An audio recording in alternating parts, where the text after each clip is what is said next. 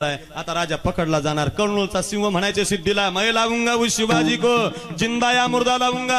अरे जे अफजल खानाला जमलं नाही, शाहिस्ते खानाला जमलं नाही, महाराष्ट्रात कुणाच्याच बापाला जमलं नाही, ते पठ्ठ्या करून दाखवणार होता। 40,000ची पठाणी फौजने वेढा दिला होता। राजे गडावरती होते। 1 महिना नाही, 2 महिने नाही, 100 दिवस नाही, 125 दिवसाचा कालावधी गेला। 3.5 महिने गेले आणि पावसाळा सुरू झाला। राजांनी गड हलवायचा विचार केला। गड सोडायचा, 1300 पोरं उभी आहेत, वेळ नाही आपल्याकडे, ऐका। 1300 बांधल मावळे उभे आहेत। राजे पोरांना सांगतात, पोरांनो गड सोडायचा। राजा कसा सोडायचा? अशक्य गोष्ट आहे। 40,000 पठाणी फौज आहे, भक्कम एवढा आहे, रात्री सुद्धा पहारा आहे, राजा सुटणं अशक्य आहे। फक्त पुसाटीच्या बुरुजाकडून जाता येतंय, उंच गड असल्यामुळे या बाजूला पहारा नाहीये, पण पावसाची धो रिपरिप आहे, कसं जायचं? राजांनी सांगितलं, ऐका, पुसाटीच्या बुरुजाकडून एका पालखीने छत्रपती शिवाजी महाराजांना पळवून लावायचं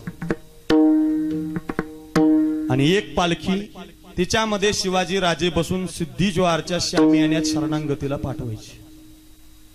ऐकणं इतकं सोपं नाही बरं। एका पालखीत राजे जाती पळून, पण एका पालखीत राजा आणायचा कुठून?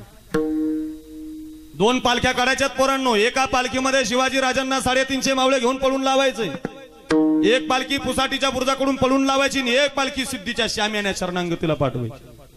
पत्र लिहिलं, पत्रामध्ये मजकूर लिहिला, सांगितलं पंताला, जा पत्र घेऊन। त्र्यंबक पंत पत्र घेऊन आले। सिद्धी जोहरनी पत्र वाचलं, खुश झाला, राजा येणार, राजा येणार।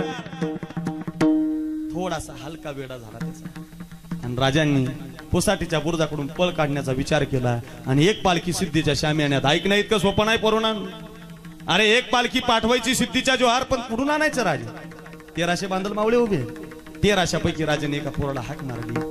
त्या पोराचं नाव आहे शिवा काशी। नावी समाजाचा पोरगा आहे पोरांनो। प्रतापगडाच्या पायथ्याला नेमापूर नावाचं गाव आहे, त्या नेमापूरचा रहिवासी आहे, नावी समाजाचा आहे। शिवा काशीत नाव आहे। राजासारखी दाढी राखायचा, राजांसारखी अंगलाठी होती आणि राजांसारखेच कपडे घालायचा, हुबेहूब राजाच दिसायचा बरं का।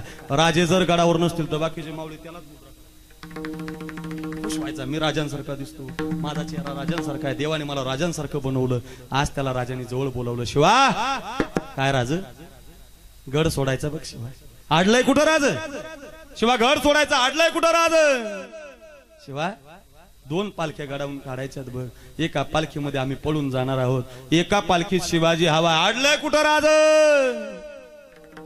कळत नव्हतं राजांना, कसं सांगू या शिवाला, या पालखीत शिवाजी महाराज म्हणून तुलाच बसायचं। अचानक लक्षात आलं शिवाच्या। राजांच्या पायाला मिठी मारली, राज एवढी मोठी संधी देता मला?